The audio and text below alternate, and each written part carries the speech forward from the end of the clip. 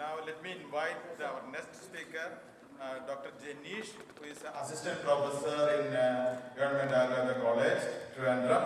And he's a student of this college. I know him for some time through in Ayush Conclave and so on. And he is a student of BAMS and MD from Government Ayurveda College and ended his service in 2012.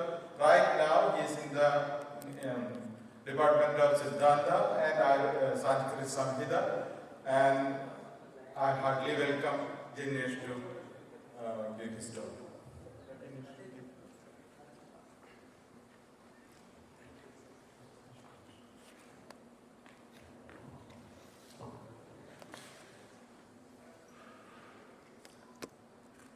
Good afternoon, all.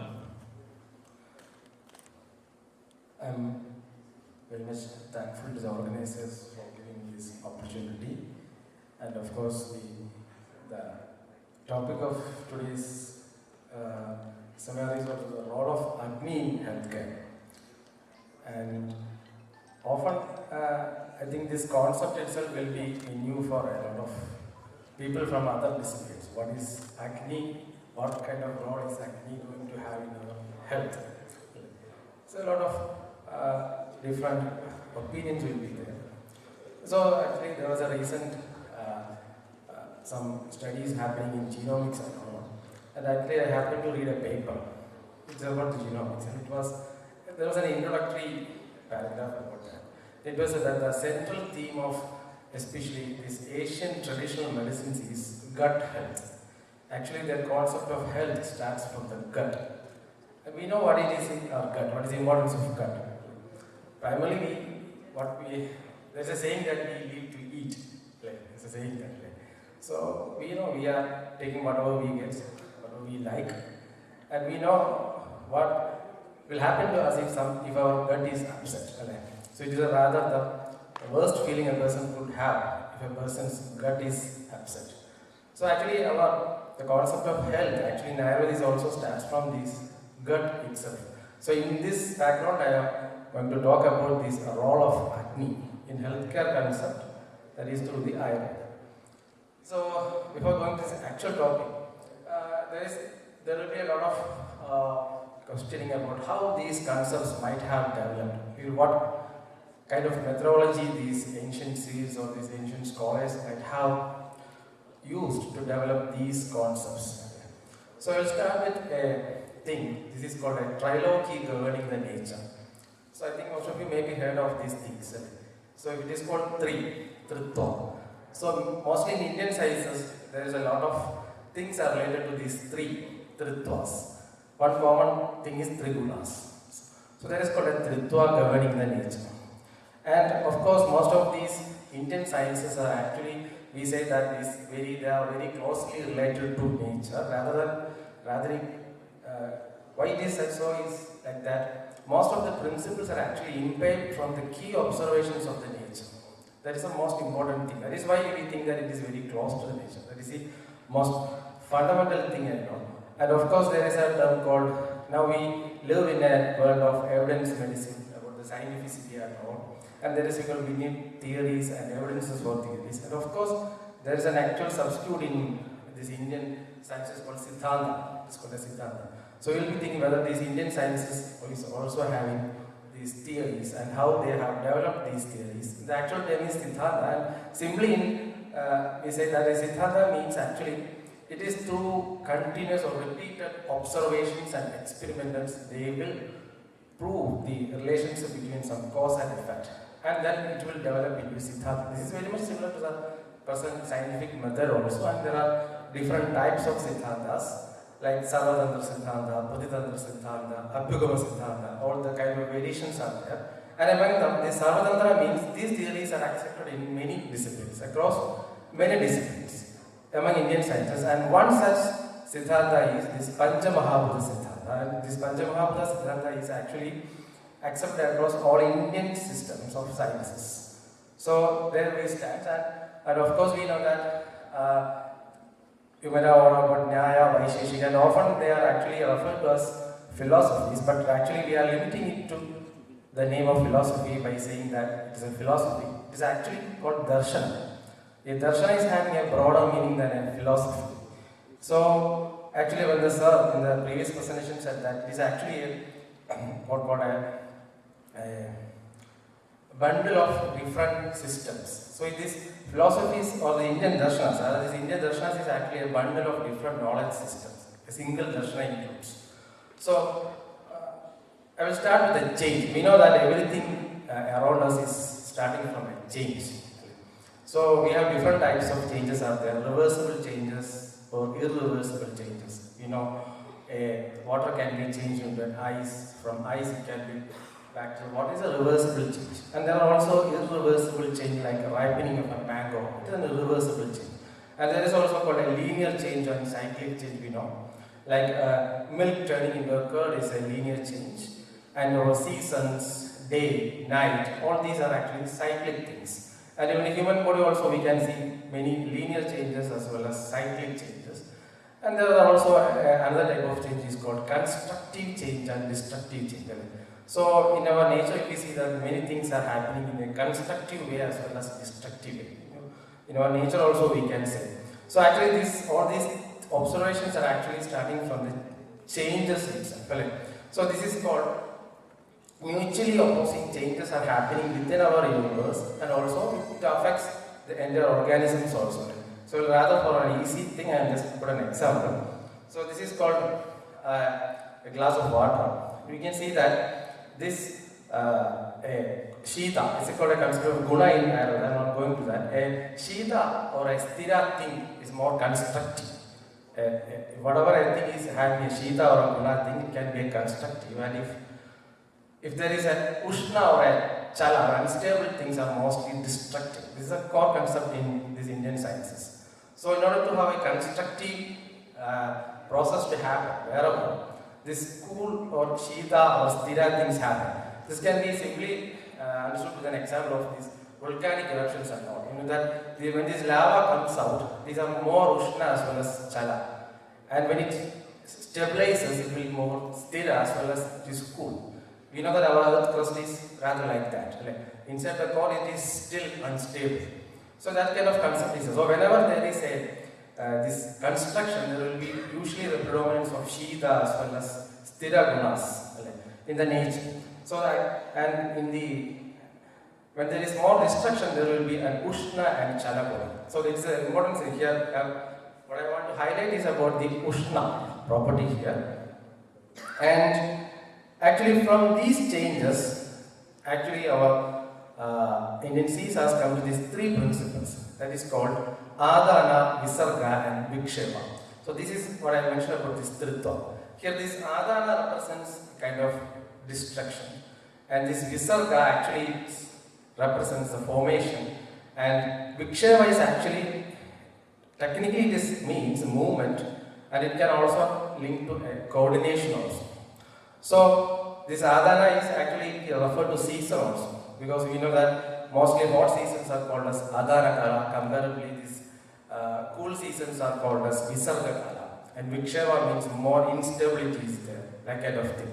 So actually this is the thing. So actually this is keenly from the observations of the nature, and these observations has been put into this trilogy of nature. And in Ayurveda also actually the key observations about the body is also coming from these observations of the nature. So these are the most of the functions that is happening in the body. That is birth, growth, that all those things. I have put a list of these things, and actually we can classify it under these three headings. That is birth, growth, storage, conservation, assimilation, accumulation, synthesis, anabolism. All those functions or processes happening in the body can be grouped under this Visarga. Death, degeneration, release, utilization, rejection, division, degradation, all these comes under the Adana and coordination, control, movement. So if you just think about a living form, it need not be a human thing alone. These things, all kinds of these biological activities actually can be brought under these three broad headings called this Adana, Visarga and Viksheva. And this is actually a reference from Sushruta Samhita, one of the important Samhita from used to study Ayurveda, and this is called Visarga Adana Viksheva. This is called the human body is actually maintained by the three principles. This is called the Tridosha Siddhanta is the foundation of Ayurveda. This is called Vata, Pitta and Kapha. And actually this is actually inspired from this nature itself. That is called the three forces, that is the Adana, Visarga and Vikshepa, representing the moon, sun and the wind respectively. So this is called the Ritva that is accepted in Ayurveda. This is a core foundation of this Tridosha Siddhanta in Ayurveda also. And this is actually inspired from another Siddhanta called Vada called the Loka Purusha Samyavada. And this is actually from Charaka Samhita. So this is actually said that an individual is actually an epitome of nature. So I think most of this is an heterogeneous audience, and actually from every disciplines people are here. We know that if we chemically analyze our body, we know that it is actually formed of elements. And we know that there are around 18 elements, and so far I think in human body around 20 or 21 elements has been found. So whatever elements are there in the nature, it is actually in our human body also, but it is in a different form. And these things are interacting in a different manner, a different way, so that the life is actually supported. So that is the difference from the nature. So this is the one thing, Purusho Ayam Loka Samhita means, that is, whatever things are there in this loka, that representation is itself with the Purusha also. Yavando hi loke murtimando bhava vishesha, tavandaha Purushe. That is, all those things, whether it is murta states or formed states, or if it is some kind of processes or unformed states, these representations can be, all these, the right term is bhavas, murta bhavas as well as amurta bhavas. These representations in the nature is exactly present in a living form also. So this is the core of this Indian sciences, especially in Ayurveda. It is a Loka Purusha Samyavada. And from here starts the concept called a Drivya. So everything in Ayurveda is explained in terms of Drivya. And rather when we say Drivya, usually we use the term substance. Substance and the term also. But in Indian science, this is a rather modified term is called Drivya. Suppose I can say that this is a glass, and if I put a water inside this glass, we can say that a glass of water. And we can actually make these two separate entities, a glass and the water. And suppose this is a glass, and actually it is made up of a glass material, and it is actually carved in a specific manner so that it holds this shape, and it can do a specific karma with this. So that it can hold water. And it should have certain gunas so that it can perform such karma. So actually the Indian logic of this Drivya is whatever things that possess a guna, and through that guna it can perform a specific karma, then all those things can be considered as Drivya, whether it is a murta or a murta. Murta means that it is visible to our eyes. So this is a core concept in this Indian sciences, and this true concept is actually as such included in Ayurveda also. As a definition, I'm not going to this. And the thing is that all the Drivyas in the nature is actually made up of these 5 Mahabhutas, that is Prithvi, Up, Tejo, Vayu and Akasha, and among them the third one, that is the Tejas or the Agni, is our topic of discussion today. And we know that in Ayurveda also this Panjamahabhootha Siddhantas is I already told that this is a Sarvatantra Siddhanta, but in Ayurveda this is little bit modified so that it suits the biological understanding of the body. And simply these 5 Mahabhutas cannot make up a living entity. And with these 5 Mahabhutas, when a 6th thing comes, this is called a Chetana. Chetana represents a consciousness.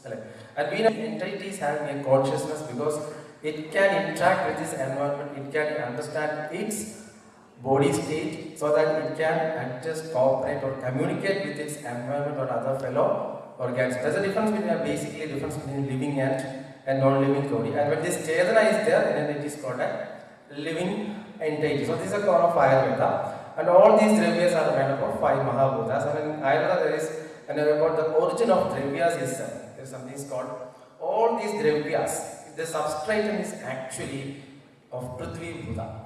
So, even if whatever type of Drivya, the substratum is actually Prithvi, and the holding together is actually together put forward by this Jala. that means yunaktaha, yoni, that means that which binds together.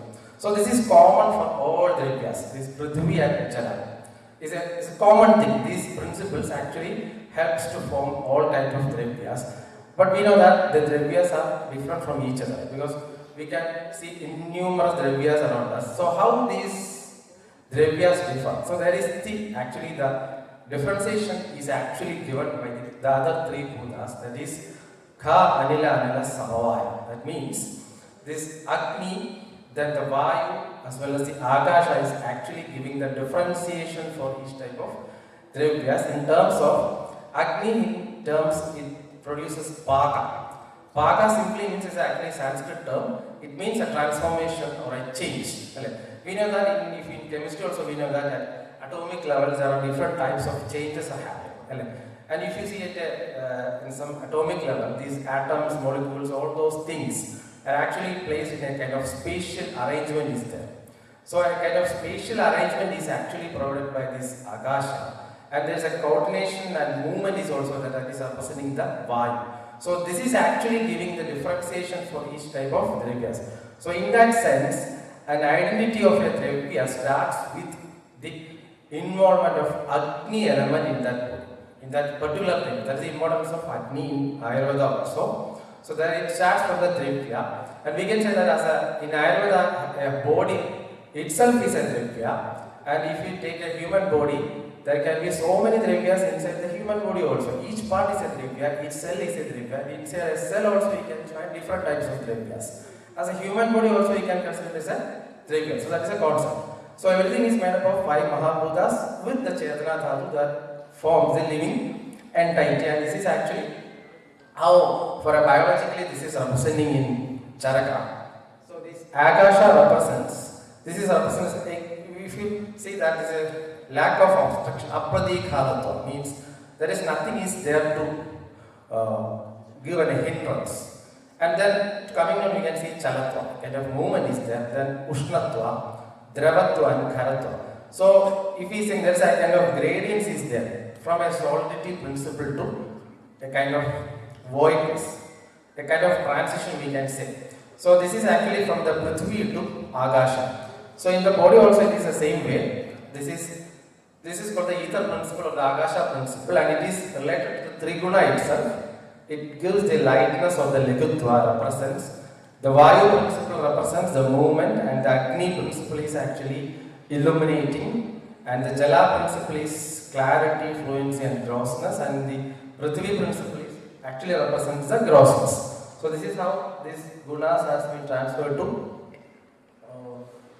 the body structures, very basic thing. And this is actually about a representation of how these Panjamahabhootha is actually contribute to different aspects of Ayurveda. So this is physiology is actually about understanding the normal functions of the body, and it is actually linked to the Mahabhutas because we know that the entire bodies are made up of Mahabhutas, and the principle of drug action that is also governed through this Panjamahabhootha theory, and the treatment, then the embryology, metabolism, everything is actually governed through this Panjamahabhootha theory, and this is actually from the Trigunas, Panjamahabhutas, and then the Tridoshas, Dhadus and Mala. In Ayurveda, a body is actually made up of 3 basic structural elements called doshas, dhadus and malas. The 3 doshas we already discussed, and the dhadus and malas. Dhadus represents the structural things, and malas represents comparatively less excretory aspects of the body. So this is actually the actual relationship between these doshas and the Mahabhutas. A Kapha dosha is having the predominance of Prithvi and Jala Mahabhuta, and the Pitta dosha is having the predominance of Agni Mahabhuta, and the Vata dosha is having the predominance of Vayu and Akasha. It doesn't mean that the other bhutas are absent in it. It is predominance is there. Predominance is there. And we can know that this Agni is often synonymous with Pitta. And let's see what is Pitta in the body. So usually when we say Pitta, we say that it is kind of a pigment or kind of bile kind of thing. So it's not like that in Ayurveda. So actually Pitta represents by gunas. So everything is expressed through gunas. The Pitta represents Ushna in the body. So if there is Ushna in the body, it is actually the expression of Pitta. And it is also having another guna called a Tikshna guna. Through that, it is called a cutting or a sharp guna, through which it can actually divide things. And also this Ushna guna. We know that the Ushna guna is outside the nature, but we cannot keep that Ushna guna as such inside our human body. What will happen? Because if the Ushna guna or the heat principle in the body is not regulated, actually it can destroy the body. So actually the heat inside the body is actually regulated or controlled with the element of a little element of sneha. Sneha is a principle actually is coming from a drava principle, that is jala bhuta, so that actually the tikshnada of the Agni is actually controlled in the human body with a little bit of sneha, that is called. Then lekhu.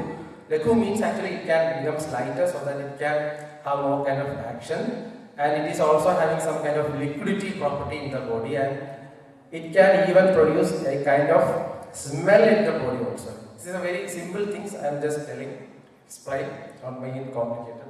So generally it represents the Ushna in the body, and of course this simply we can say that we can understand in terms of our GAT. And we know that in our GAT there is digestion is happening, and in order to do that digestion we need some digestive fire. We always say that. And this is actually governed by the Pitta. There are different types of Pitta in Ayurveda. Simply I am saying a Pitta. And if a food is coming to our intestine, we know that our body is actually kind of two tubes. One tube is our GAT, and outside another tube is there, that is our structure. And inside this tube, there is the GAT, there is three doshas presence is also there, and there is Pitta is there, and there is this Vada is also there, and this is Kapha is also there. This is just like cooking a rice. It's a simple example. We know that if we want to cook rice properly, we need a heat is needed. Without heat and rice is enough, of course, and if we make rice, we try to heat this rice without water, what will happen? Then definitely the charring will happen. So we need to add some kind of water, and we cannot make this vessel full. We need to put some space in between them so that it can cook properly. It's a simple thing. And all those things related to Ayurveda actually they are trying to explain it simply in terms of simple examples. So this thing is that in order to function this Agni, we need the support of the other things also in the body. Even the Agni is there, it needs the support of this Jala principle as well as the Vayu principle. And if the Agni is left alone, then it can cause all kinds of damage in the body. That's a key principle. So the simple thing is about the digestion. And the digestion, that Pitta is called as, we usually call that Pitta is, in the previous presentation I think Sam mentioned that name, it is called Jadra Agni, I will come to it. There are different types of Agni in the body. Usually it is Pitta. This Pitta is actually represented as different types of Agni, that is Jadra Agni, the principal Agni in the GAT. And then this Agni is actually will divide these food, what we eat will be divided into first stage of digestion will happen with the Jadra Agni, and the next stage of digestion is dividing it into respective Bhutas. That is done by the Bhuta Agni, and there is 5 types of Bhuta Agni, Prithvi Bhuta Agni, like that. And from these Bhuta Agnis, there comes Dhatu. This is actually the actual metabolism. That is, നമ്മൾ കഴിക്കുന്ന ആഹാരം ശരീരമായി മാറുന്ന ഒരു പ്രക്രിയയാണ്. ആ മാറണമെന്നുണ്ടെങ്കിൽ അഗ്നി അവിടെ കൃത്യമായി പ്രവർത്തിക്കണം. അവർ അഗ്നി ഹാസ് ടു ഫങ്ഷൻ properly. ശരീരമാകുന്ന പ്രക്രിയയിൽ ക്രിട്ടിക്കൽ ആയിട്ടുള്ള എലമെന്റ് ആണ് ദിസ് ധാതു. This is also an element of Agni. But in Ayurveda, we can actually control this Jadra Agni only. If the Jadra Agni is proper, the other 2 Agnis will function properly. Even if some dysfunction is happening, that I am going to discuss in the next thing that will come in. And this Agni also represents the Bela or the Ojas in the body. It's another aspect in Ayurveda. That's the immunity or the inherent capacity of the body to respond towards unfavorable conditions. That is represents the Ojas. It is also actually governed by the Agni. And these Agni dysfunctions can happen in different ways. So if there is our body dosha avasthas all in a balanced state, this Agni dysfunction will not be there. It is called as Sama Agni. There's a miss between the presentation, and it represents the health. And this Agni dysfunction can happen in different ways. One is hypofunctioning of the Agni. This hypofunctioning can be due to the predominance of this water element in the body. That it is നമുക്കറിയാം അഗ്നി തീ പിടിക്കുമ്പോൾ നമ്മൾ കൂടുതൽ വെള്ളം ഒഴിച്ച് കഴിഞ്ഞാൽ അഗ്നി കെട്ടുപോകും. So this Jala element this Agni will naturally will go down. And of course, if this Pitta is more, in human body it is called this Tekshna or Ushta is more, then the Agni will be hyperfunctioning. And this hyperfunctioning is the person has the Tekshna. It is also the pathological type of Agni. And there is another type of Agni is called Vishama. Vishama Agni means it is kind of behaving like irregular type of behavior. Sometimes it will behave like a hypo, sometimes it will be behaving like a hyperfunction. So these type of things are there. It will be easy to understand because we know that about autoimmunity disorders. We know what is happening is that our immunity is actually functioning against our own bodies because it cannot differentiate. In all those conditions, this role of Agni is very, very important. The treatment also. So this is actually what is happening. What we eat, that is saying in Ayurveda is called Ahara Sambhavam Vastu. Means our body is actually made up of food. And Ahara Sambhavam Vastu, Rogascha Ahara Sambhavam. And the diseases are also made up of diseases. So the food, what we eat, has to be properly digested so that it can be metabolized and assimilated into the body. And if there is Agni dysfunction, what will happen is that it will lead to an incomplete metabolism in the body. And the term used to represent this incomplete metabolism in the body is called Ama. So also very important pathological concept, I'm going to the details. And Ama at every level is a very, very important thing. And occurrence of Ama at different levels will determine different types, it will cause different types of diseases. Can be at a GAT level or up to a Dhatu level or a deeper level, whatever things, so systemic diseases. And these are, of course, this is the last one. And we will be thinking what can we do to preserve our Agni? Simply what can we do? The first important thing is about the Ahara, what we eat. And there are two elements are there. What is the quantity and next is the quality. Quantity means Adimatra. Of course, we know that Adimatra, everyone is having a specific requirement, and if you are eating beyond that requirement, definitely it is an Adimatra. And the quality is also different. There are different types of that, going to details. Guru, Ruksha, Vidahi. Vidahi means more kind of this, what is called excess burning after eating kind of foods. So, Ruksha Shita means, usually these carbonated beverages are usually having this kind of gunas, Ruksha Shita. Then Vishtambi, that means that got kind of obstruction, intestinal obstruction. We have healthy chakka. Chakka Vishtambi usually we never say that chakka and of course Virutha, you know, concept of Virutha, it's a very, very vast concept. I'm not going to details. And of course, mental factors is very, very important, especially stress, our grief, fear, anger, all those things will influence the function of Agni, whatever we eat. And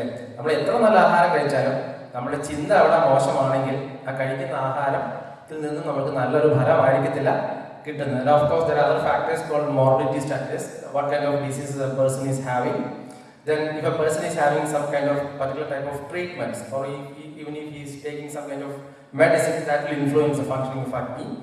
Certain physiological changes such as age, pregnancy, all these will affect the functioning of Agni. Then the most important is the Kala. Kala is an important thing. We know that in certain seasons our Agni will undergo certain changes. Agni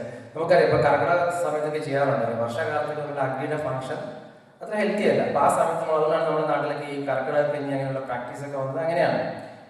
There is a link between this Agni and this food. If you analyze it very then the Prakriti or the natural state of a person, this is also a unique concept in Ayurveda. One Prakriti is Agni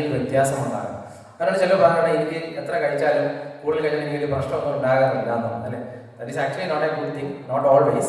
Age in the benefit of it will not be a problem, and when that benefit of the age is gone, then it will cause a problem. That is actually what Ayurveda prescribes. So this is actually the medical perspective of Agni, what it says. What is Agni's giving? Just Varnam, Belam, Swasthya, Ulsaha. This is a reference from Charaka Samhita. Ayur, Varnam, Belam, enthusiasm, growth, luster, immunity, sustenance of life. All those things depends upon the Agni. And the last thing is very important. Shante Agno Mriyade. That means if the Agni, നമ്മുടെ ശരീരത്തിൽ അഗ്നി ശാന്തമായാൽ ജീവൻ കഴിഞ്ഞ് മരിച്ചു എന്നുള്ളതാണ്. And യുക്തേ ചിരം ജീവതി Anamaya. അഗ്നി നന്നായിട്ട് യുക്തമായ രീതിയിൽ അഗ്നി പ്രവർത്തിക്കുകയാണെങ്കിൽ ദീർഘനാൾ ആരോഗ്യത്തോടുകൂടി ജീവിക്കാൻ കഴിയും. അല്ലെങ്കിൽ വികൃതമാണെങ്കിൽ it is having some kind of dysfunction, രോഗീ സ്യാത് വികൃതേ. അഗ്നി വികൃതമാണെങ്കിൽ എത്ര ദീർഘനാൾ രോഗിയായി തുടരാനും പറ്റും അല്ലെ, മഞ്ജുവെന്നല്ല. അപ്പോൾ ഇതാണ് this is importance of agni. And English shlokam Charaka's beautifully said like this: മൂലം അഗ്നി തസ്മാത് നിരുച്യതേ. അതുകൊണ്ട് എല്ലാം തുടങ്ങുന്നത് അഗ്നിയിൽ നിന്നാണ്. That is why in Ayurveda it is said that dietetics in Ayurveda is very important. എല്ലാവരും കേട്ടിട്ടുണ്ടോ? ആയുർവേദ ഡയറ്ററ്റിക്സ് എന്ന് പറയുന്നത് വളരെ ചിന്തിക്കുന്ന ഒരു മോസ്റ്റ് ഡിസ്കസ്ഡ് ടോപ്പിക്കാണ്. This is basically starts from this concept of agni. നമ്മൾ കഴിക്കുന്നത് നമ്മൾ സ്വയം വിലയിരുത്തി കഴിക്കുക എന്നുള്ളത്. That is why in Ayurveda we don't have a calorie kind of thing അല്ലെ. Subjective feelings and subjective experience are very, very important in having a good and healthy diet. So that's a key message of Ayurveda. And that's why I said the shloka, Ahara Sambhava Vastu Rogascha Ahara Sambhava. And thank you. I hope this was informative for you. Thank you for questions. We can have a quick question, maybe one question.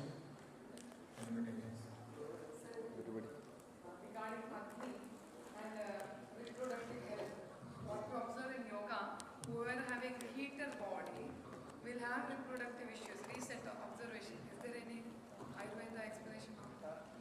More heat in the body. Woman who is actually eating heat, predominance of heat. That she will end up in fertility issues. Actually, this is called the Pitta dosha. I already mentioned now. Explain in terms of doshas. Even PCOD is related. No. There's a different things there. This is called this especially in this menstrual cycle and all those things. This experience Artava. And this is actually maintain the normal function of this Pitta dosha is very important for the normal cycles. But normally these ladies are having too much tamarind, spicy, sour food. And definitely this Ushna means this Ushna guna ulla dravya, other dravyas. That will definitely have an influence on the Pitta dosha. Suppose നമ്മൾ എരിവ് എന്ന് പറയുന്നത് ഉഷ്ണമാണ്. ഉഷ്ണം കഴിക്കുമ്പോൾ similar thing will naturally ഉഷ്ണത്തോട് സമാനമായിട്ടുള്ള ശരീരത്തിൽ എന്തൊക്കെ ഭാവങ്ങളുണ്ടോ ദാറ്റ് തിങ്സ് വിൽ റെസ്പോണ്ട് അല്ലേ.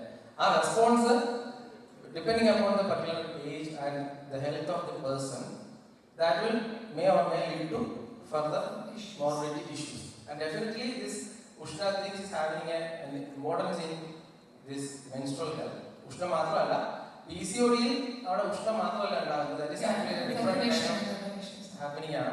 അവിടെ ആക്ച്വലി അഗ്നിക്ക് വളരെ ഇമ്പോർട്ടൻ്റ് ഉണ്ട്. ഈ ധാതുവിനിലെല്ലാം ഉണ്ടാകുന്ന ചില ഹൈപ്പോ ഫങ്ഷനിങ് ആണ് അവിടെ PCOSലേക്ക് പോകുന്നത്. And that PCOS then further may lead to this PCOS and all those things. As the aging proceeds, how does this Janeesh change? Any correlation from this? Yeah, definitely. നമ്മുടെ age കഴിയുന്നതോറും actually അവർ ജഠരാഗ്നിയുടെ ആ ഒരു ability കുറയുകയാണ് ചെയ്യുന്നത്. That is because what happens is that നമ്മുടെ ശരീരത്തിനകത്ത് ദോഷത്തിന് problems based on the age. And usually in our nurturing age, this kapha dosha is having predominance. And in middle age, that is metabolically our age, pitta dosha is having importance. And in elderly age, vata dosha is having importance. Because vata actually represents a kind of destruction in the body. നമുക്കറിയാം old ഏജിലാണ് നമ്മുടെ ശരീരത്തിനകത്ത് എല്ലാ തരത്തിലുള്ള ഡിറ്റീരിയറേഷനും ഡീജനറേഷനും ഉണ്ടാകും. എപ്പോഴും degeneration new regeneration is actually happening. Rate is having difference. So naturally this will have effect in the acne also. But that is different. Depending on how we are maintaining our diet and general health, we can up to a certain level we can maintain the acne.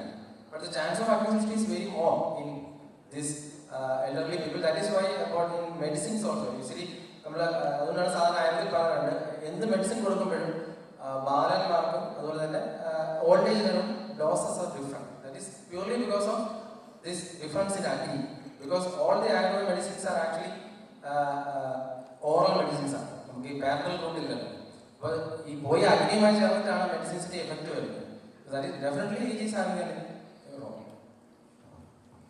Thank you, Dr. Janeesh. In fact, Dr. Janeesh was talking to us on different forms of Agni, and also he was mentioning about the microbiota and the gut brain.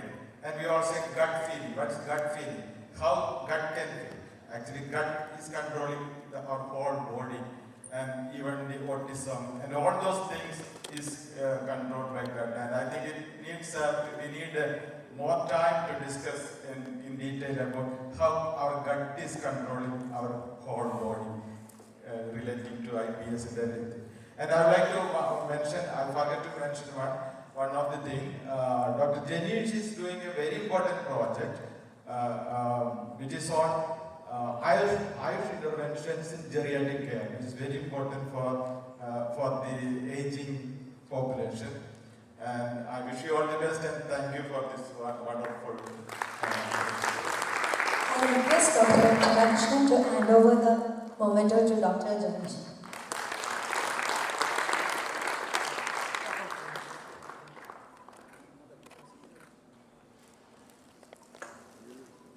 Thank you, sir.